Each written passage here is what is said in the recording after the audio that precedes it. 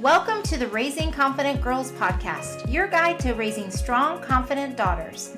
I'm Melissa Jones, the founder of Girls Positivity Club and a teacher for over 20 years. In a world where girls often feel overwhelmed, anxious, and confused, this podcast is your go-to space. As caregivers, we navigate challenges together. I founded Girls Positivity Club to provide a place where you belong and get the tools to face today's hurdles. Consider this your regular check-in with a trusted friend, offering insights and practical tips for meaningful conversations. I'm here to help you feel confident on this journey of raising a generation of empowered girls. Let's dive in and raise those confident girls together. Hi, everybody, and welcome back to another episode of Raising Confident Girls. I'm your host, Melissa, and I'm so happy you're here today because we have a really good topic that is about social anxiety. This is something that comes up a lot for girls, which is like helping them face the fear of social anxiety in different ways. And before we get too deep into the episode, I wanted to thank you for being here, like I said, and also encourage you to share this episode or any other episode or even the show with a parent or caregiver who you think that this could help, because that is the ultimate goal of this podcast. And as usual, if you have any show topic ideas, just give me a message, shoot me a message on any social media at Girls Positivity Club, and I would love to hear from you. So social anxiety comes up a lot for girls of all ages. I've heard this from every age range, everywhere from kindergarten age and younger all the way through college. So social anxiety is something that is real, and it is something that has become even more prevalent since COVID.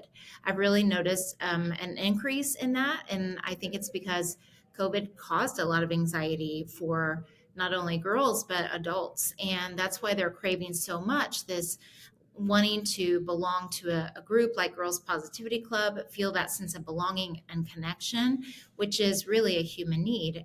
And social anxiety can get in the way of this. So you might be wondering, like, what is social anxiety? What does it mean? What does it look like? And it really can look a lot of different ways. It's really just worrying about social situations and having fear around different types of just social interactions of different kinds. So most of the girls, I would say almost all of the girls that I've worked with one-on-one, because I work with one-on-one girls too, have had social anxiety. And it's all shown up in different ways for them, but it was something that wasn't planned, but it just was that common through line and theme that surfaced in a variety of girls in a variety of ages. So one of the examples is when a girl is really kind and creative and just a nice girl, and she just doesn't feel like that she can join in on group activities at school. And it can be really a big deal in her mind to want to join a group or meet a new friend. That is one thing that with one of the girls that I've worked with for a couple of years that we've really worked through is how to strike up conversations with new girls, how to handle, rejection if a girl doesn't act like she reciprocates and wants to talk to them too. It can cause a lot of anxiety and worry about, like, what if they don't like me? What if I say the wrong thing? What if, which is that anxiety type of thinking, that future thinking that can throw girls into a spiral and cause them to pull back and isolate themselves and say, well, I'm just not going to try. If it's this hard, it's not worth it. And really, that's what we don't want for our girls. We want them to know that social anxiety is common and normal, and it's normal to have these feelings and they can work through them. So one of the examples I gave, which was a girl who was kind and has a lot going for her. She just felt a lot of anxiety about meeting new people, making friends, making small talk.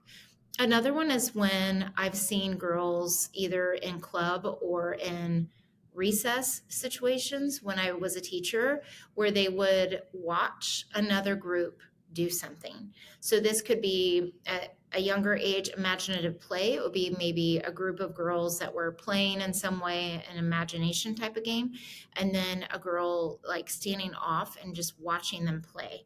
And I would often, and other teachers would do this too, go up and encourage the girl to join, but they would always say, no, I just like to watch. And really, what that comes from is wanting to join, but not sure how to insert herself, or not sure if her not being sure if she could actually do what the other girls are doing. So, not just imagine a play, this could be a game, it could be a sport, it could be something on the equipment, on the playground equipment, that she's not sure if she can do. And she's afraid that if she can't do it, that it would make her socially awkward or something like that. And lots of other things, like even as the girls get older, it's like joining a new club, or reaching out to a new friend group when this other friend group has already been established for a while, especially if they have a reputation for being like the popular kids. Or even in college, like, knowing how to communicate with your roommates. This came up with someone that I was coaching on, how do I communicate with my roommates? I feel like they might get mad at me if I say these certain things that I need in my space, as we're living together. And so, yeah, bringing up hard things, or just small talk, even in college level or high school level, especially even if they're in a new environment, a new class, a new campus, a new environment of some kind, introducing themselves and starting to make new friends when they don't know anyone in the class. And that's all ages. So this could also be like avoiding to sit in a certain place at lunch. This could be having anxiety about where to sit at lunch, whether you are established in that school or not. There can be different lunch periods, and you have to figure out where to sit. And this normally will take place more at the beginning, but it really can come up at all times, especially if they want to try to sit somewhere new. That could be a really big social anxiety situation. And it can sometimes be even being invited to a party, a birthday party, and your daughter is like, I don't know if I should go, my stomach hurts.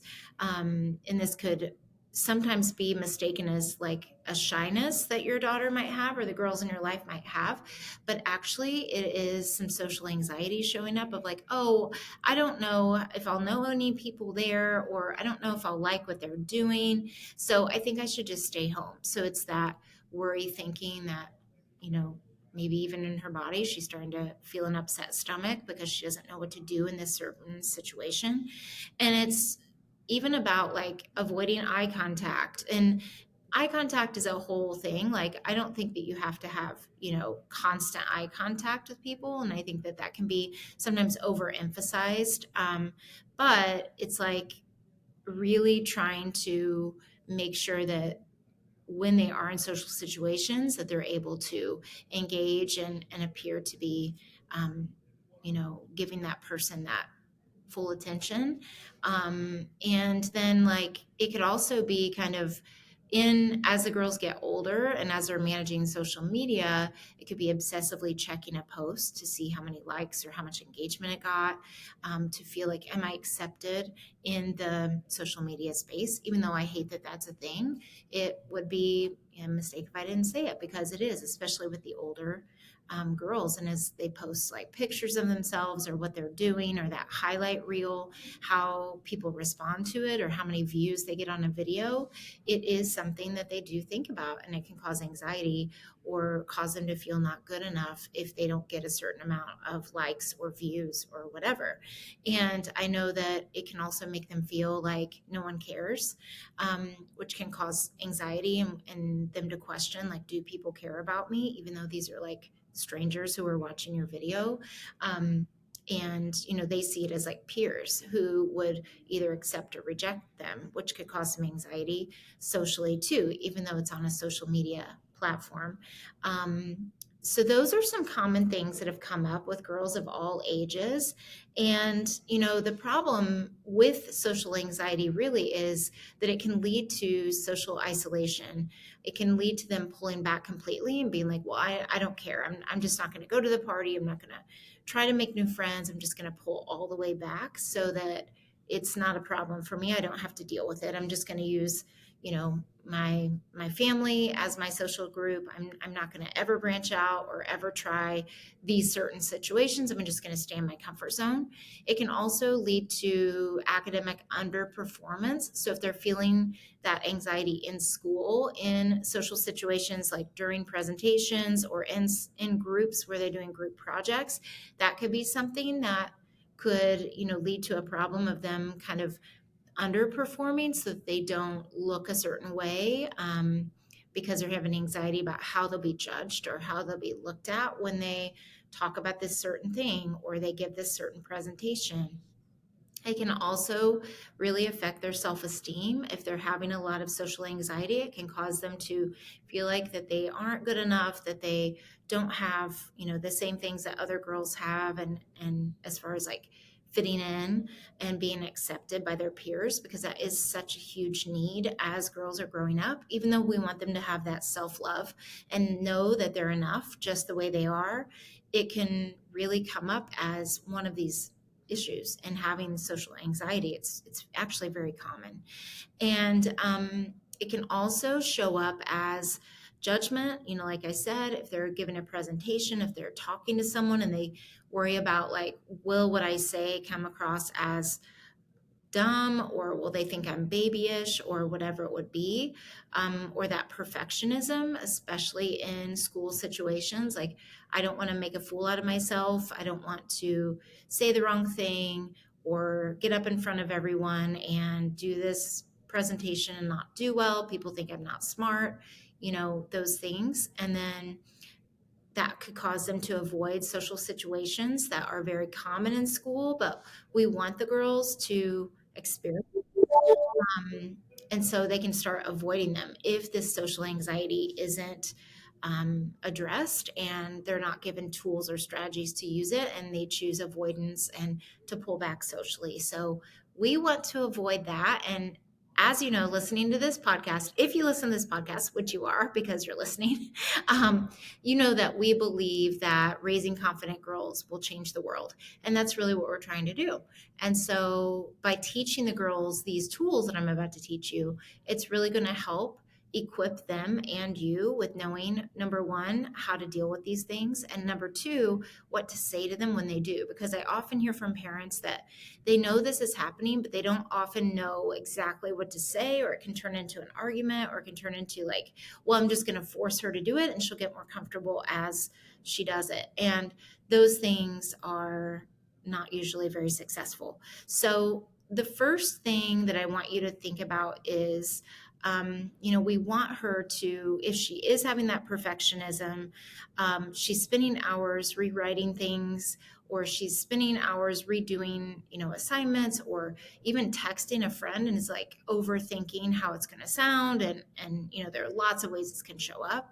If she's refusing new activities until she knows that she's perfect at them, if she is having a meltdown before a presentation or before a school project because she doesn't think it's good enough and she has worked for hours on it and she has, that judgment can show up like she's obsessively checking her outfit and worried about what others will think if they think she'll look weird if she wears a certain thing. It could be at a restaurant, like really freaking out about ordering her own food, avoiding raising her hand in class because she's afraid she'll be laughed at. I did a whole episode on that last week. So if you want to go deeper on that topic, it's the episode right before this one. And like I mentioned earlier, she's avoiding social situations. She is making excuses to skip school parties or school activities, or she doesn't want to go to events. She's pulling back a lot socially, or she's avoiding a certain place. If she's begging to stay home from family gatherings, or again, another social setting, these are all things to be aware of, that she might be having some anxiety related to some kind of a social situation, whether it be with peers or in your family, like if it's extended family. If she's refusing to join clubs and sports because it feels too much, it feels like it's too big of a thing, even though she really wants to. So those are all things to pay attention to. They're certainly not the only ones, but these are really common. That perfectionism, fear of judgment, and then avoiding the social situations are three of the most common categories of why and how this can show up with girls. So what do you do? The first thing is we want to, like I've said in lots of episodes, validate her feelings without reinforcing the avoidance. So the validating feelings is not anything new that I've ever talked about. Like I've talked about this lots of times because there's so much power in it. It's like when your daughter would be avoiding like a sleepover, for example, and says her stomach hurts and she doesn't want to go. And you know that she wants to go because these are people that she loves hanging out with or she wants to start hanging out with. Saying something really validating like, I understand that you're feeling nervous. This is totally normal. I've felt nervous before.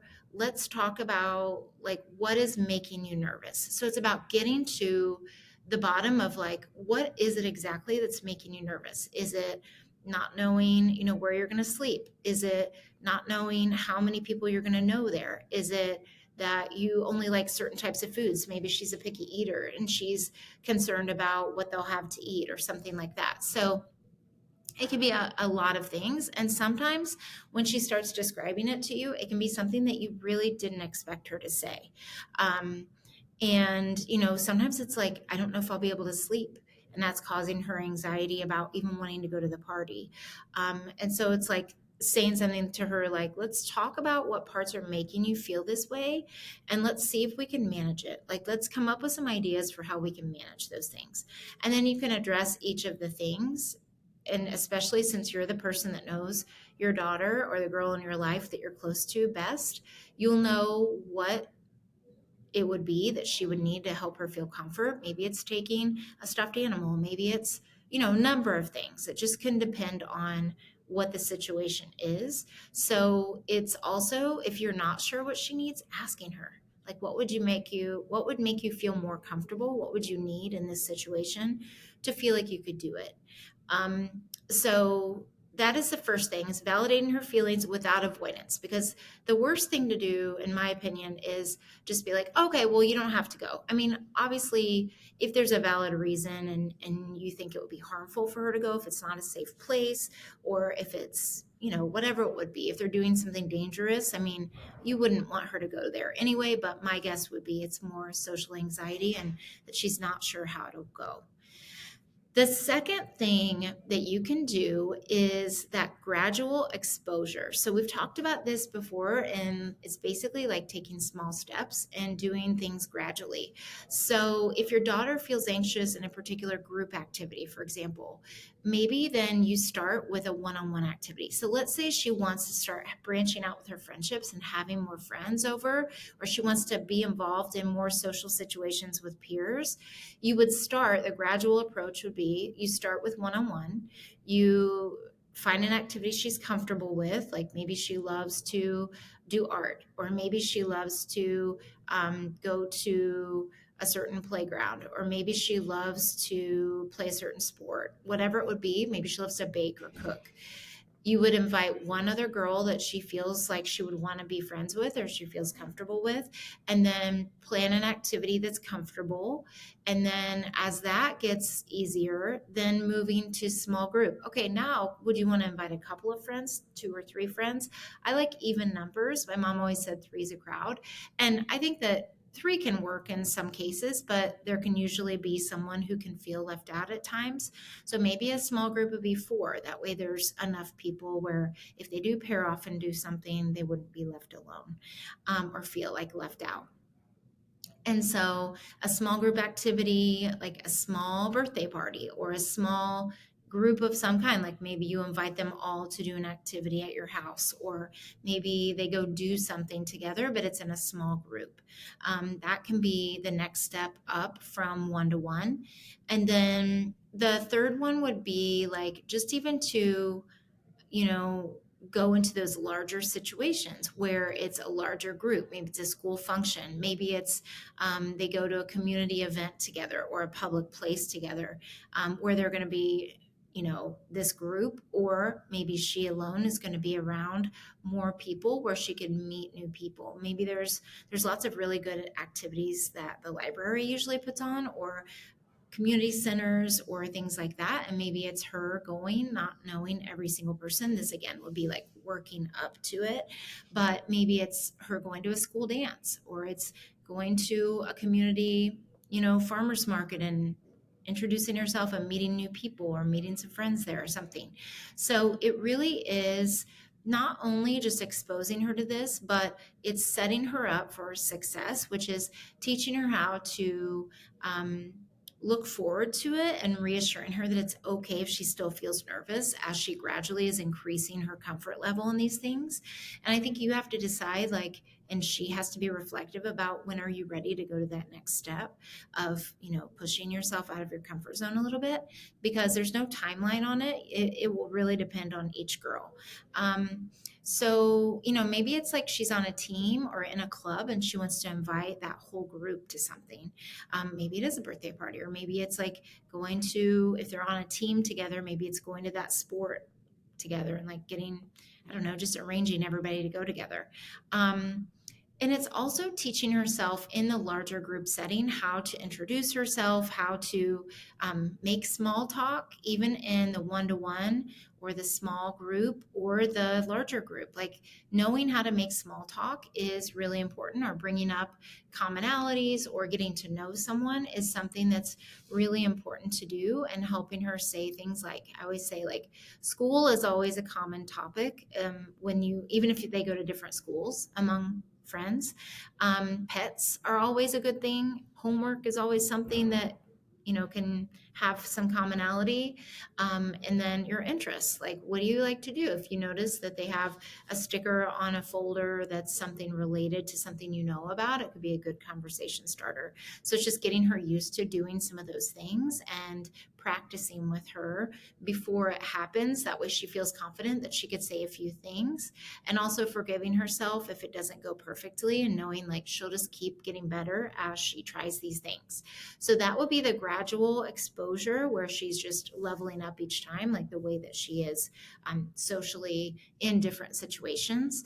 And then the third tip is to teach her relaxation techniques. And I'm a really big fan of the invisible ones that she can do in any setting. So it's not like that they're going to drop down and do yoga in the middle of a community event or something. So I always think like breathing is invisible, like it's something that we all do and we can't see each other breathing. And, it's teaching her something that's like box breathing. Box breathing is really simple. Think of a box, think of a square, breathing in for 4 seconds, holding it for 4 seconds, releasing it for 4 seconds, holding it for 4 seconds, like continuing to do that in a box. Or maybe I've often with the girls had them draw a box in the air. Now, if they're in a social situation, they could draw it on their leg, or they could, whatever, draw it on the palm of their hand. They could breathe in, hold it, as they draw it. That's really effective. And then there's also the muscle relaxation. So this is another invisible thing, like especially your toes in your shoes. You could squish your toes and like hold them tense for like 5 seconds and then let them go for 10. And then you can kind of pick another body part like your calves, like squeeze your calves for 5 seconds, hold and release, or wherever she's feeling tension in her body, and making her aware of where are you feeling that tension in your body, and could you put your hands there, and could you, either breathe or practice that muscle tension and relaxation. A lot of times girls will feel it in their shoulders or in their chest, and not that you're going to squeeze your chest, but maybe she could, just kind of put her hands on her chest and take a breath and tell herself something positive. But if you're doing the muscle relaxation, you could start at your toes and you could work your way up through your body. And that could be something that can be done anywhere. And then there's visualization. So this could be either visualizing a safe place that is like a calm place for them. Maybe it's a beach, the forest, maybe it's, their bedroom, whatever a safe place would be for them, or like a calm place would be really good. Maybe a favorite tree or just anything really. It doesn't have to be a certain way. And just visualizing that place and just breathing, telling herself, it's going to be okay. Just thinking calm thoughts will bring her kind of back into that calm state of mind and that calm way her body feels. She wants her body to feel calmer. So this would, excuse me, this would be really good to do. And then there's also like 5 senses. So you can like use your 5 senses. You can start with 5 things you can see. This is like a grounding technique. Look for 5 things you can see. I see a chair, I see a trash can, I see a phone, I see glasses, like whatever it is. 5 things you see. 4 things you could touch if you wanted to. 3 things that you could hear, 2 things that you could smell, and 1 thing you could taste in this environment if you wanted to. Taste is always the trickiest one, which is why having that as 1 thing would be good. And then, the breathing with affirmations is always really good. Like I mentioned, doing some kind of breathing, even if it's just breathing in for 3, breathing out for 3. Like the counting really doesn't matter. They can just decide whatever they need and want. 5 seconds, 10 seconds, whatever works. And then just saying something positive to themselves while they're doing it. Like, I'm safe. I can handle this. I can do this. I'm confident. Keep going. Whatever it would be, that's what they need to do as they're breathing. Like that's another way to just do some of these relaxation techniques. And then those are always really good. And then the 4th is that positive talk and reframing. So I always love to say, what would you say to a best friend if she were feeling what you're feeling right now? Now say that to yourself. And also, like, what would you need to hear right now from someone else? Say that to yourself. And like, again, it's going to work out. I only have to do this 1 time. This is only 5 minutes of my life if it's a presentation or whatever. Just thinking of like, what do I need to hear in this moment to get me through this? And just, catching yourself if you're like, this is going to go horrible. I don't know what I'm doing. I've never done this before. I'm so nervous. Instead, catching the thought, flipping it and being like, okay, never done this before. So I'm going to give myself grace and know that it doesn't have to be perfect. I'm going to try my hardest, and however it turns out is okay. And I know I'll get better. So whatever that would be, just teaching her how to do that. And you can model some of those things ahead of time and kind of work through those things ahead of time too, even if it's in the car, if it's while she's eating her breakfast, whatever it would be. And then the last one is just to model that confident social behavior. So model with her in safe places how she would introduce herself, how she could ask for something in a public place, how she could order her own food.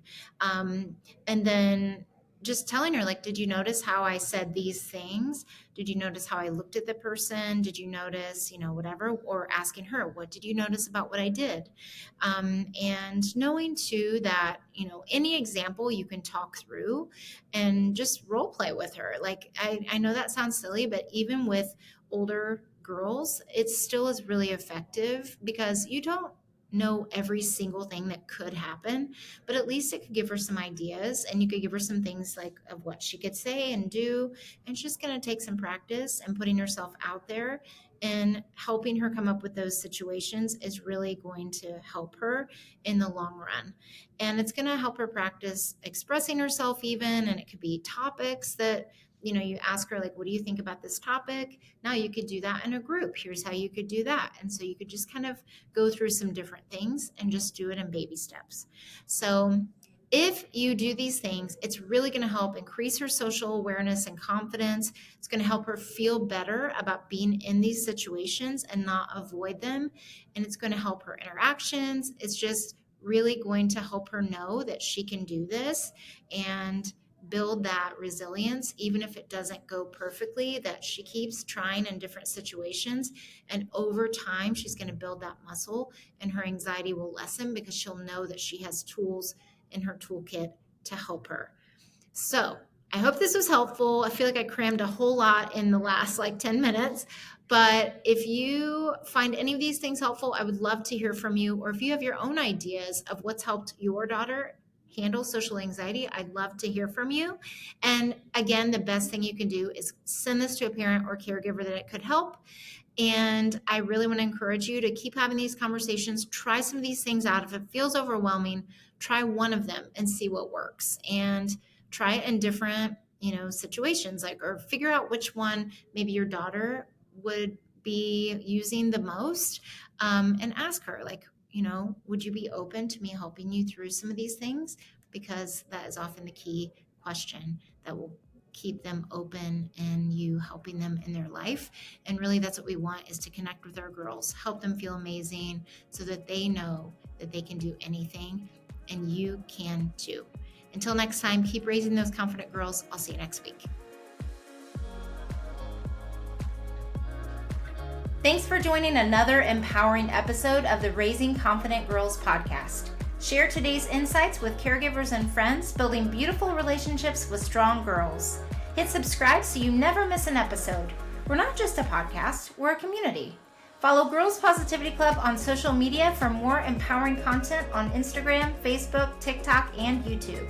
This podcast empowers you, supporting incredible girls. Let's create strong, beautiful relationships with the girls in our lives.